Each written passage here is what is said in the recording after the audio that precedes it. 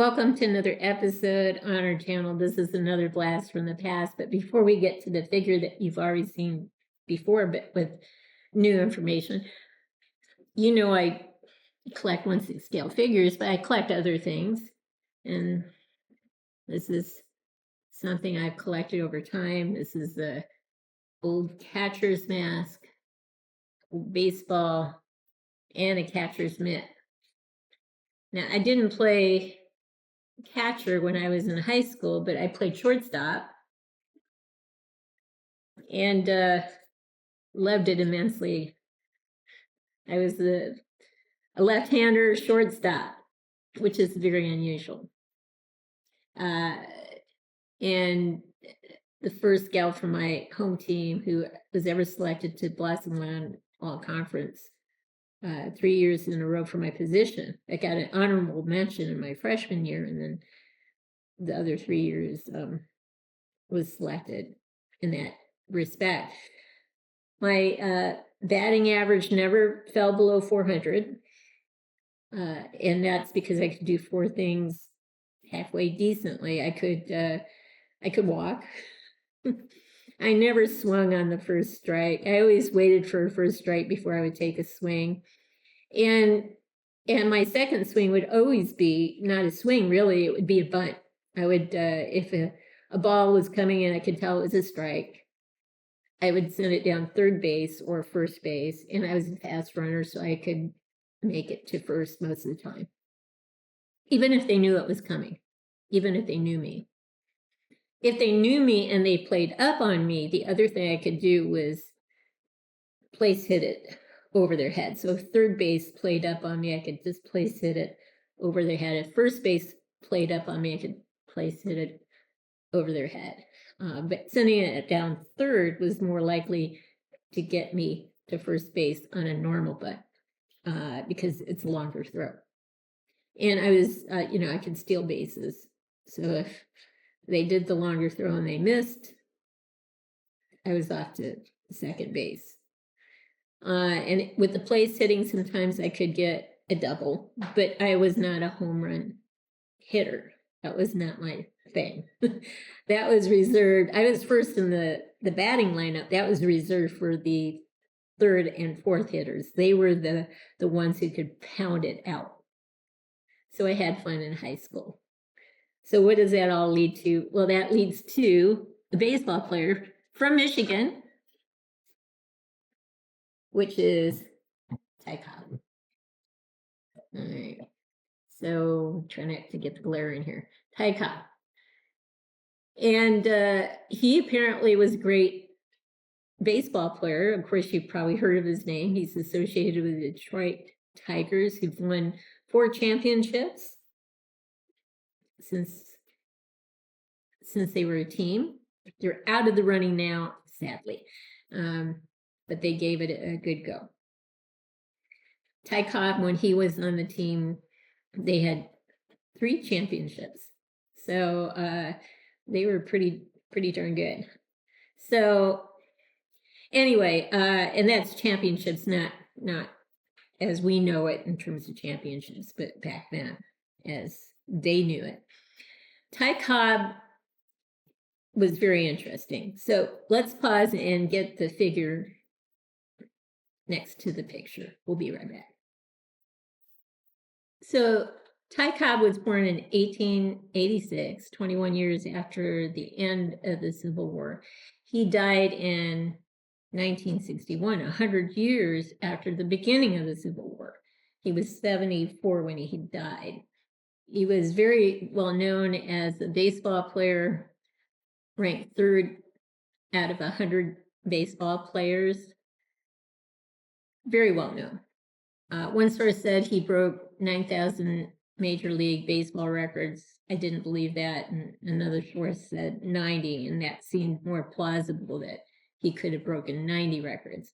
One of them was his batting average never fell below 300 for 23 consecutive years out of his 24-year career in baseball, which is quite a feat because even though I played fast pitch, that's not as fast as baseball.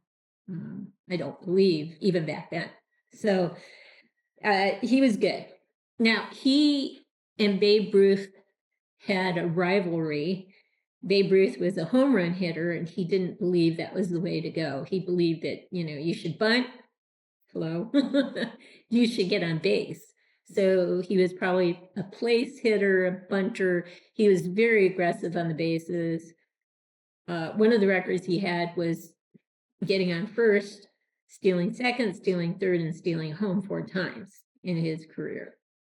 And apparently he stole home 54 times. His strikeout record was 0.7%.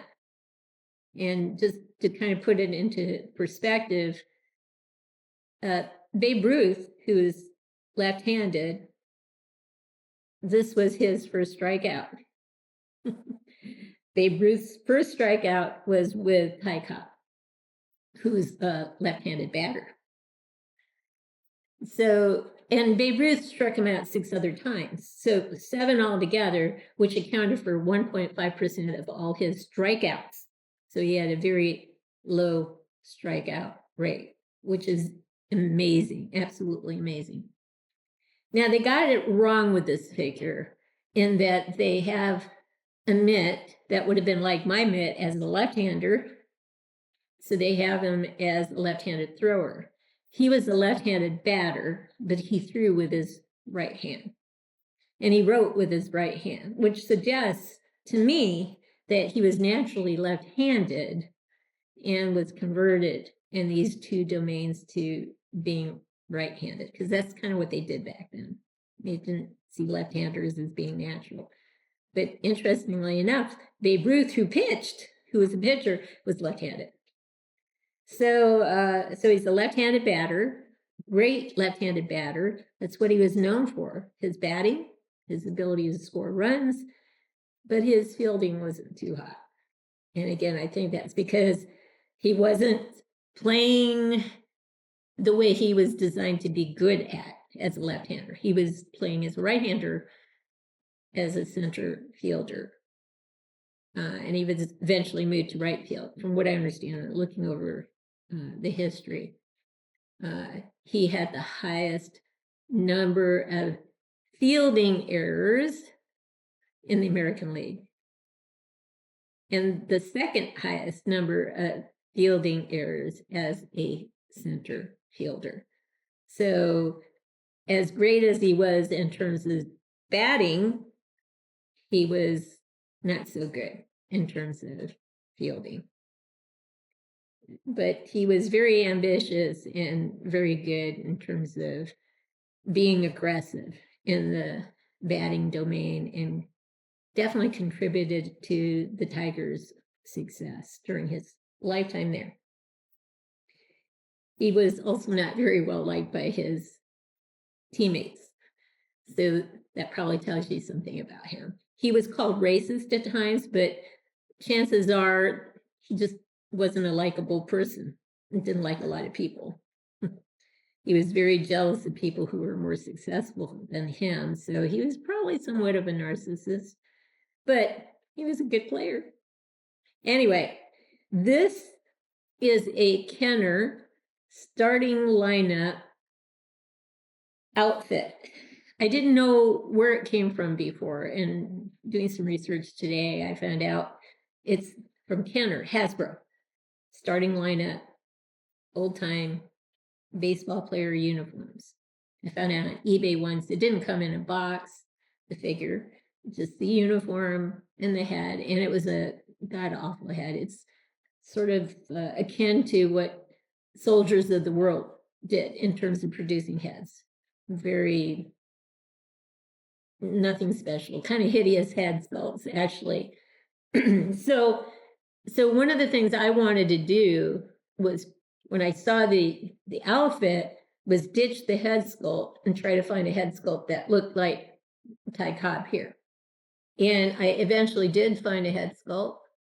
I don't know if you'll recognize it, but it is Rommel, the Desert Fox from Germany, World War II. So this seems to be a good match for this picture anyway. And when we get the close-ups, you'll be able to see. But wonderful uniform. And now I know, whoops, wonderful batter. And now I know where the uniform came from. KENNER starting lineup, 1996, made in China. That may be why they got the mitt wrong. But I don't know why the KENNER folks didn't, make sure that was corrected. Maybe they didn't know either. Who knows? But they made him a complete left-hander, which was not true. He was right-handed as an outfielder or right fielder, and he was left-handed as a batter. So with that, we'll pause and get him on a turn tray so you can see him a lot closer. I said, let's get him on a turn tray so we can get a closer look at him. What I meant is we can see him from all angles. Eventually, we'll do some close-ups so we can get a better look at him. But here he is.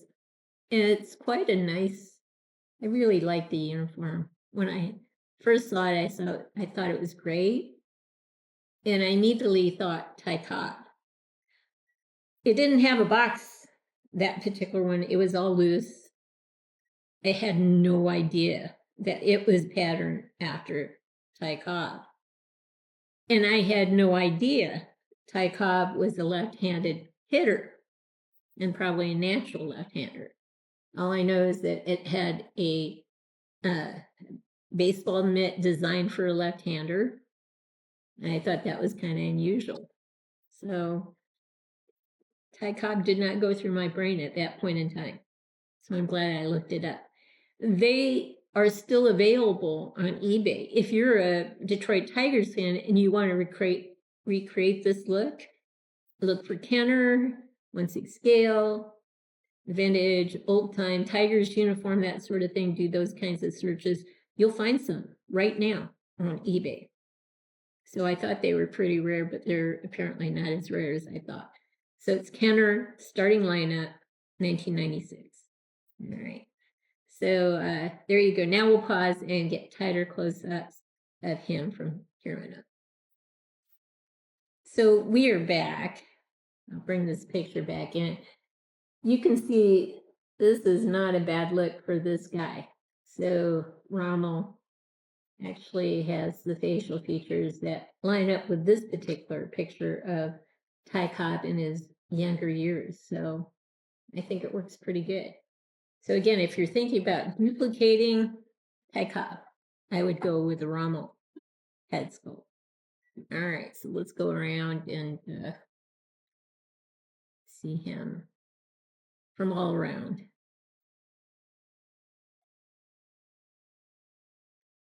Again, this is a pretty decent uniform. I don't think it came with the black shirt. I just decided to add a black shirt on the inside. And I think it adds something to the look. So we'll pause now and get a close-up of his face. So here's a close-up of him. We'll just turn him side to side.